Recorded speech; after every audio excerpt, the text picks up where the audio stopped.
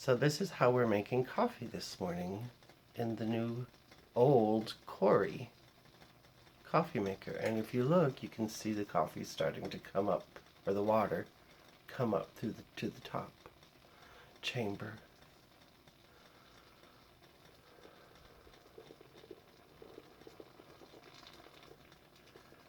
It's a chemistry experiment that you can drink.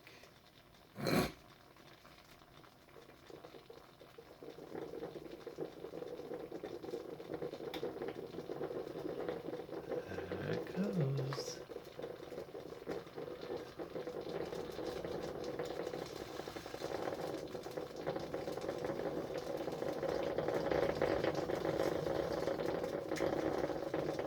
All the way up.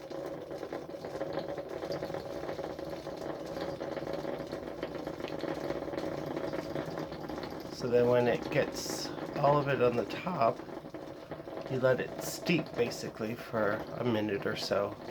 And then as it cools, it'll start dropping down to the bottom. And that's it.